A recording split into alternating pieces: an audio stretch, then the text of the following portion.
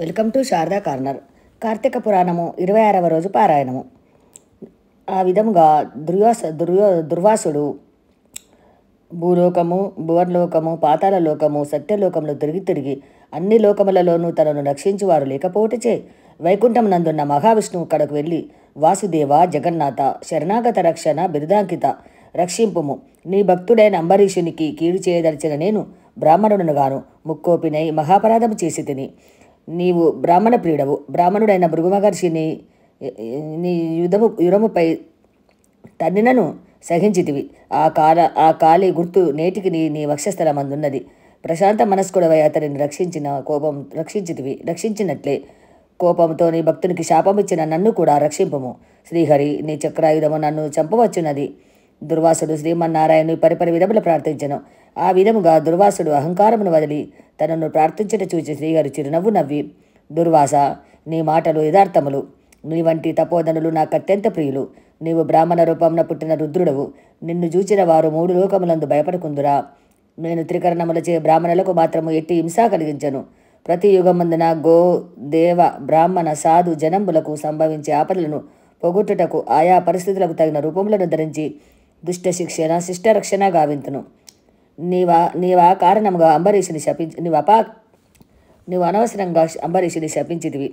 నేను శత్రువుకైనను మనోవాక్కాయములందు కూడా కీడు తలపెట్టను. ఈ ప్రపంచమందు గల ప్రాణి సమూహము నా రూపముగానే జూతును. అంబరీషుడు ధర్మయుక్తముగా ప్రజాపాలన చేయుచుండెను. కానీ అటువంటి నా భక్తుని నీవు అనేక విధములా దూషించితివి.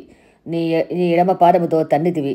అతని ఇంటికి నీవు అతిథై వచ్చి కూడా నేను వేలకు రాని ఎడల ద్వాదశి గడలు దాటకుండా భుజింపుమని అంబరీషునకు చెప్పకపోయితివి. అతడు ప్రతభంగమునకు భయపడి నీ రాకకే చూచి జలపానమును మాత్రమే చేసెను.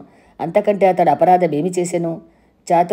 చాతుర్వర్ణముల వారికి భోజన నిషిద్ధి దినములందు కూడా జలపానము దాగశాంతికి నీ పవిత్రతకును చేయదగినదే కదా.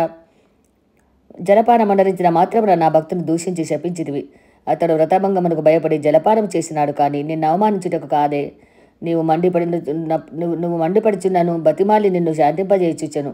ఎంత బతిమాలినను నీవు శాంతింపనందున నన్ను శరణు వేడను. నేనప్పుడు రాజు హృదయంలో ప్రవేశించి తిని నీ శాపఫలము 10 జన్మలలో అనుభవించునని పలికిన వాడిని నేనే.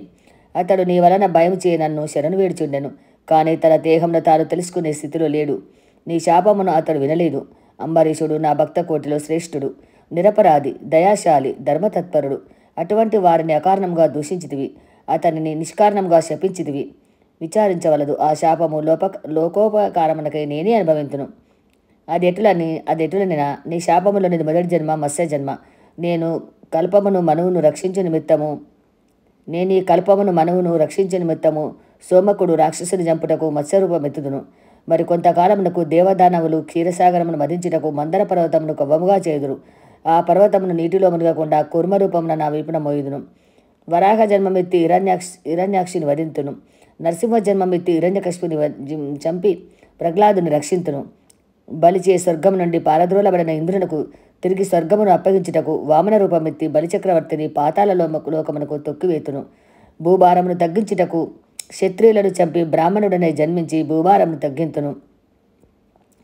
లోకకంఠకుడైన రావణుని చంపి లోకోపకారం చేయుటకు రఘువంశమున రాముడనే జన్మింతును. పిదప యదువంశమునకు శ్రీకృష్ణుగాను, కలియుగమున బుద్ధుడుగాను, కలియుగాంతమున విష్ణుచిత్తుడు అను విప్రుని ఇంట కలికి అను పేరున జన్మించి అశ్వరూఢుడై పరిభ్రమించుచు బ్రహ్మదోషములయందును మట్టుబెట్టుదును. నీవు అంబరీషుని శాపరూపమునిచ్చిన 10 జన్మలను ఈ విధముగా పూర్తి చేయుదును. ఇట్లు నా దశావతారములకు సదా స్మరించడానికి సమస్త పాపములు హరింపజేసి వైకుంఠ ప్రాప్తి నొసంగుదును. ఇది ముమ్మాటికి తథ్యము అని శ్రీహరి దుర్వాస మహామునికి చెప్పాను. ఇది 26వ రోజు పారాయణము సమాప్తము. తిరిగి 27వ పారాయణంలో మళ్ళీ కలుసుకుందాం.